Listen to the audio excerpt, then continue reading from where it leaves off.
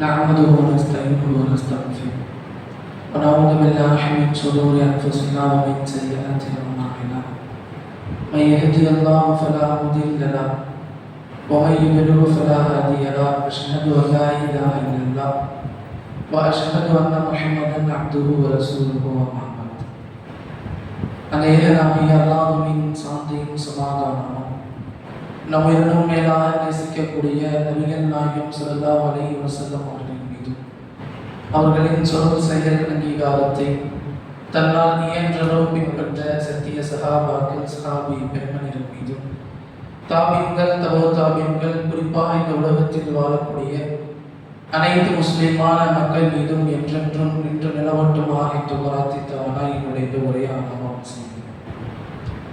கண்ணியத்திற்குரிய இல்லாமல் அல்லாஹ்வின் அடியார்களே, சகோதரர்களே, அல்லாஹ் ரப்பல் ஆலமீன் இந்த உலகத்தில் மனித சமுதாயத்தை படைத்து அந்த மனிதர்களுக்கு தேவையான ஒட்டுமொத்த விஷயத்திற்கும் சிறிய விஷயம் முதல் பெரிய விஷயம் வரைக்கும் ஒரு அழகிய முன்மாதிரியாக நபிகள் நாயகம் ஸல்லல்லாஹு அலைஹி வஸல்லம் அவர்கள் திகழ்ந்திருக்கிறார்கள். அல்லாஹ் சொல்லும் பொழுது, நீங்க சிறிய விஷயமா இருந்தாலும் சரி, அது அந்த விஷயம் அல்லாஹ்வின் தூதரிடத்தில் ஒரு அழகிய முன்மாதிரி இருக்கும். அந்த அழகிய முன்மாதிரியை நாம் நம் வாழ்க்கையில் பின்பற்றுவதன் மூலமாக மறுமையில் வெற்றி பெற முடியும் என ஏராளமான உபதேசங்களில் அல்லாஹ்வின் தூதர் ஸல்லல்லாஹு அலைஹி வஸல்லம் அவர்கள் நமக்கு மத்தியில் அறிவுரையை ஏற்படுத்தியிருக்கிறார்கள். அல்லாஹ்வின் தூதர் ஆரம்ப நேரத்தில் இந்த இஸ்லாமிய மார்க்கத்தை எடுத்து சொன்னபோது நபிகளாருக்கு பக்கபலமாக இருந்தது நபி தோழர்கள். அந்த நபி தோழர்களை பற்றி ஏராளமான செய்திகளில் அல்லாஹ்வின் தூதர் சிலாகித்து வர்ணித்து பேசுகிறார்கள். அந்த நபி தோழர்கள் யார்? அந்த நபி தோழர்களை நாம் எப்படி பார்க்க வேண்டும், அவர்களை எப்படி நேசிக்க வேண்டும் என்பதை முதலில் நாம் அறிய வேண்டும். ஏனென்றால் அல்லாஹ்வின் தூதர் சொன்னார்கள், நபி தோழர்களுடைய சிறப்பை இன்றைக்கு பல முஸ்லிம் மக்கள் அறியாமல் புரியாமல் வாழ்ந்து கொண்டிருக்கிறோம். நபி தோழர்களை சிறப்புப்படுத்த வேண்டும், அவர்களை நேசிக்க வேண்டும், ஆனால் அவர்களை பின்பற்றக்கூடாது. அல்லாஹ்வின் தூதர் நபி தோழர்களை எப்படி நேசிக்க சொல்லி நமக்கு கற்றுத் தருகிறார்கள் என்றால், யார் சஹாபாக்களை நேசிக்கிறார்களோ அது ஒரு ஈமானின் அடையாளம் என்று நபிகளார் சொல்றார். சஹாபாக்களை நாம் நேசிக்கிறோம் என்றால் அது ஈமானின் அடையாளம். அதை சொல்லிட்டு ரசூலுல்லாஹ்வோட விடல. அதற்கு அடுத்ததாக அதே ஹதீஸில் நபிகளார் சொல்கிறார்கள், யார் சஹாபாக்களை வெறுக்கிறார்களோ அது நயவஞ்சகத்துடைய அடையாளம். நபிகளாரை நேசிக்கிறோம், அல்லாஹ்வை நேசிக்கிறோம், அதே போன்று நபி தோழர்களை நேசிக்க வேண்டும். அவர்கள் செய்த தியாகத்தை நாம் நம் வாழ்க்கையில் பாடமாக படிப்படியாக எடுத்துக்கொண்டே நம் வாழ்க்கையில் நடைமுறைப்படுத்த வேண்டும். நபி தோழர்களை நேசிப்பது ஈமானின் அடையாளம். யார் நபி தோழர்களை வெறுக்கிறார்களோ அது நயவஞ்சகத்துடைய அடையாளம் என அல்லாஹ்வின் தூதர் ஸல்லல்லாஹு அலைஹி வஸல்லம் அவர்கள் மக்களுக்கு மத்தியில் எச்சரிக்கை செய்தார். இன்னும் அழகான முறையில் நபி தோழர்களை பற்றி ரசூலுல்லாஹ் சொல்றாங்கன்னா, நாம் உஹது மலை அளவுக்கு தங்கத்தை ஈடாக கொடுத்தாலும் என் தோழர்கள் ஒரு கையளவு தர்மம் செய்ததற்கு ஈடாகாதுன்னு சொல்றாங்க. நபி தோழர்களுடைய சிறப்பை கொஞ்சம் யோசிச்சு பாருங்க. உஹது மலை சாதாரண ஒரு மலையா? எவ்வளவு பெரிதான ஒரு மலை. அந்த உஹது மலை அளவுக்கு நாம் தர்மம் செய்தாலும் தங்கத்தை ஈடாக கொடுத்தாலும் என் தோழர்கள் என் சஹாபாக்கள் ஒரு கையளவு அன்னைக்கு தர்மம் செஞ்சிருப்பாங்கல்ல, அதுக்கு ஈடாகாதுன்னு நபிகளார் சொல்றார். ஏன் அது போன்ற வாசகத்தை பயன்படுத்துகிறார்கள் என்றால், நபிகளார் இக்கட்டான நிலையில் இருந்த போது, நபிகளாரை கொலை செய்வதற்கு மக்கத்து குறைஷிகள் துடித்த போது, நபிகளாருடைய உயிரை காப்பாற்றுவதற்கு எத்தனையோ தோழர்கள் அரணாக தன் உடலை அரணாக வைத்து நபிகளாரை காப்பாற்றினார்கள்.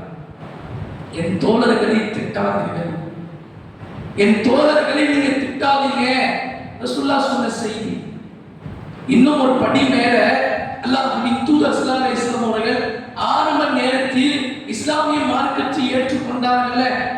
அந்த மிகவும் அடிமை உள்ள சஹாபாக்கள், ரொம்ப ஏழையான சஹாபாக்கள் இருந்தாங்க பார்த்தீங்களா, அவங்க ஆரம்ப நேரத்தில் இஸ்லாத்தை ஏற்றுக்கொண்டதினால் அவர்களுடைய தலைவர்களால் கடுமையான முறையில் துன்புறுத்தப்பட்டார்கள். அவர்களை பற்றி நபிகளார் சொல்றாங்க, ஒரு நாள் சுஹைப் ரலியல்லாஹு அன்ஹு அவர்களும் பிலால் ரலியல்லாஹு அன்ஹு அவர்களும் சல்மானும் ஃபாரிஸ் 3 நபி தோழர்களும் என்ன செய்யறாங்கன்னா ஒரு இடத்துல அமர்ந்திருக்கிறார். அந்த நேரத்தில் அபூபக்கர் ரலியல்லாஹு அன்ஹு அவர்களும் அபூ சுஃபியான் ஆரம்பத்தில் இஸ்லாத்திற்கு மிகப்பெரிய விரோதி, இஸ்லாத்திற்கு எதிரி, உஹது களத்தில் ஏகப்பட்ட நபி தோழர்கள் கொல்லப்பட்டார்கள், ஷஹீதாக்கப்பட்டார்கள் என்றால் அதற்கு காரணம் அபூ சுஃபியான். நபிகளாருடைய கடவாய்ப்பல் உடைக்கப்பட்டு நபிகளாருடைய முகத்தில் இருந்த ரத்தம் சாரி சாரியாக கொட்டியது, அதற்கு காரணம் அபூ சுஃபியான். அவ்வளவு பெரிய எதிரி அபூ சுஃபியான். பின்னால் அவர் இஸ்லாத்தை ஏற்றுக்கொள்கிறார். அவர் இஸ்லாத்தை ஏற்றுக்கொள்ளக்கூடிய அந்த சமயத்துல நபிகளாரை பார்ப்பதற்காக அபூ சுஃபியான் வராங்க. அபூபக்கர் ரலியல்லாஹு அவர்கள் அழைச்சிட்டு வராங்க. அந்த நேரத்தில் இந்த 3 தோழர்கள் ஒரு வார்த்தை சொல்றாங்க. என்ன வார்த்தை தெரியுமா? அல்லாஹ்வின் விரோதியை அபூ சுஃபியானை பார்த்து சொல்றார், எத்தனையோ எதிரிகள் நம் வாள்கள் பதம் பார்த்து விட்டது, இறைவனுடைய விரோதிகளை, ஆனால் நம் வாள்களை இவரை பதம் பார்க்காமல் விட்டு விட்டதே. ஒரு கோபத்துடைய வெளிப்பாடு. ஏன்னா ஆரம்பத்தில் அவ்வளவு துன்பம், அவ்வளவு வேதனை கொடுத்தார்கள். அந்த கோபத்துடைய வெளிப்பாடுல இந்த 3 நபி தோழர்களும், ஏன்னா 3 நபி தோழர்களும் கீழிருந்து மேல வந்தார், அடிமையிலிருந்து வந்தார்கள், பல இன்னல்களை சந்தித்தார்கள். அபூ சுஃபியான் இஸ்லாத்திற்கு எவ்வளவு பெரிய எதிரி, அவர் இஸ்லாத்தை ஏற்கக்கூடிய அந்த சமயத்துல இந்த 3 தோழர்கள் ஒரு கடுமையான வார்த்தையை பயன்படுத்துறாங்க, நம் வாள்கள் இவரை பதம் பார்க்காமல் விட்டு விட்டதே. இது போன்ற வார்த்தையை பயன்படுத்தியவுடன் அபூபக்கர் அவர்களை கண்டிக்கிறார். நீங்க பேசுறது யார் தெரியுமா? அவர் குறைஷிகள எவ்வளவு பெரிய தலைவர் தெரியுமா? அவரை பார்த்தா நீங்க இப்படி பேசுறீங்க. அபூபக்கர் ரலியல்லாஹு அவர்கள் அபூ சுஃபியானை கடுமையாக பேசிய அந்த 3 தோழர்களை அபூபக்கர் திட்டுறாங்க. அபூ சுஃபியான் எவ்வளவு பெரிய தலைவரே, அவரை பார்த்தா இப்படி நீங்க பேசுறீங்க என்று கடுமையான வார்த்தையால் அபூபக்கர் ரலியல்லாஹு அவர்கள் அவரை திட்டி விட்டு ரசூலுல்லாஹ் கிட்ட போயிட்டார். நபிகளாரிடத்தில் நடந்த சம்பவத்தை சொல்றார். அபூ சுஃபியான் வந்தாங்க. அபூ சுஃபியானை பார்த்து இந்த 3 தோழர்கள் இது போன்ற வார்த்தையை சொன்னார்கள். அப்போது நான் அவர்களை கண்டித்தேன். இந்த செய்தியை ரசூலுல்லாஹ் கிட்ட சொன்னபோது ரசூலுல்லாஹ் சொன்ன வார்த்தையை பாருங்க. யாரை பார்த்து சொல்றார்கள்? அபூபக்கர் ரலியல்லாஹு அவர்கள் ஆரம்ப காலத்தில் இருந்து நபிகளார் மரணிக்கிற வரைக்கும் எவ்வளவு பக்கபலமாக இருந்தார். இவரும் ஆரம்ப கால தோழர் தான், ஆனால் இவர் வசதி படைத்தவர். இந்த 3 நபர்கள் கீழே மேல வந்தார், பல துன்புறுத்தல்களை அனுபவித்தார்கள். அபூபக்கர் நடந்த சம்பவத்தை ரசூலுல்லாஹ் கிட்ட சொன்னபோது நபிகளார் சொன்னார்கள், யா அபூபக்கரே, அந்த 3 நபர்களை நீங்க கோபப்படுத்தினீர்களா? நீங்க ஒருவேளை அந்த 3 நபர்களை கோபப்படுத்தி இருந்தால் அது இறைவனை கோபப்படுத்தியதற்கு சமம்னு சொன்னார்.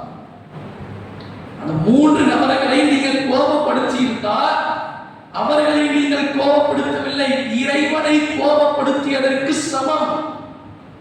ஆரம்பத்தில் அவ்வளவு இன்னல்களை சந்தித்தார்கள். அவரிடத்தில் அப்படி பேச வேண்டாம் என்று நபிகளார் சொன்னவுடன் அடுத்த வினாடி அபூபக்கர் ரலியல்லாஹு அன்ஹு அவர்கள் அந்த 3 நபர்களை சந்தித்து மன்னிப்பை கேட்டார். ரசூலுல்லாஹ் அந்த செய்தியை சொன்னார்கள். இப்ப நபி தோழர்கள் இவ்வளவு சிறப்பு வாய்ந்தவர்கள் பாருங்க. பல சிறப்பு வாய்ந்தவர்கள் அடுக்கி கொண்டு போகலாம். அவர்கள் செய்த தியாகம் நமக்கு மிகப்பெரிய பாடம். அதை படிப்படியாக எடுத்துக்கொண்டு நம் வாழ்க்கையை நடைமுறைப்படுத்த வேண்டும். ஆனால் அது என்ன பிரச்சனைனா, நபி தோழர்களை நேசிக்க வேண்டும், நபி தோழர்களை மதிக்க வேண்டும்.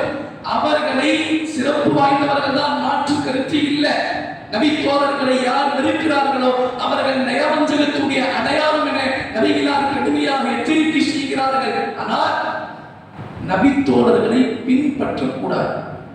இந்த இடத்தில் பல முஸ்லிம் மக்கள் தவறான புரிதலின் காரணமாக நபிகளார் ஒரு செய்தியை சொன்னார்களா அதை நம்ம வாழ்க்கையில நடைமுறைப்படுத்தணும்.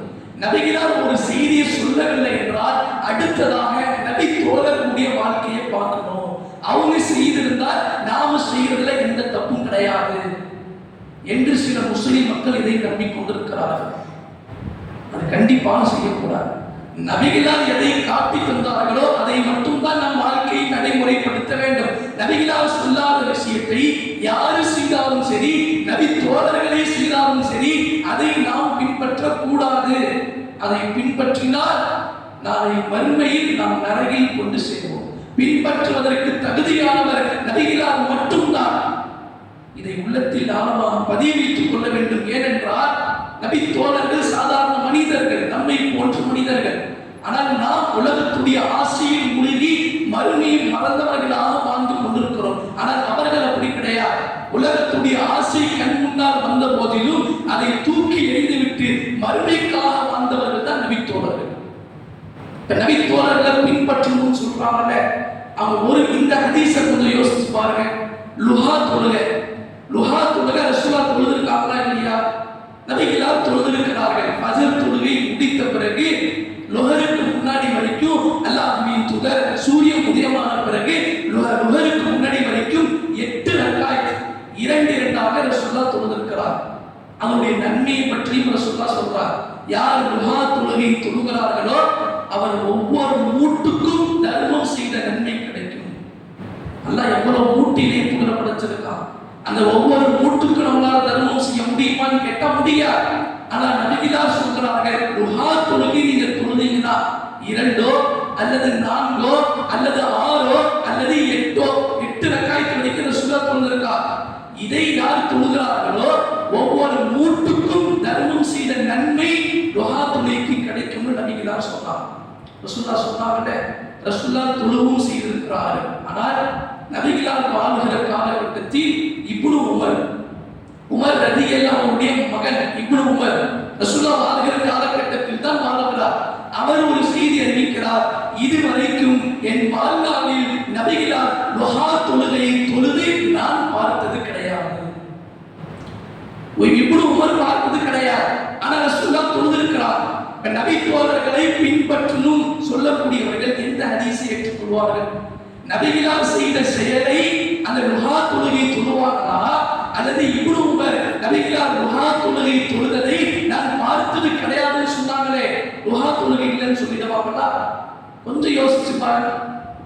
நபி தோழர்கள் சிறப்பு வாய்ந்தவர்கள். நபி தோழர்களை பின்பற்றுவது நம்மை வழிகேட்டில் கொண்டு சேர்க்கும். இதை உள்ளத்தில் ஆழமாக பதிய வைத்துக் கொண்டு இப்னு உமர் ரசூலுல்லாஹ் தொழுததை பார்க்கல, அதை அப்படித்தான் கடந்து போகணும்.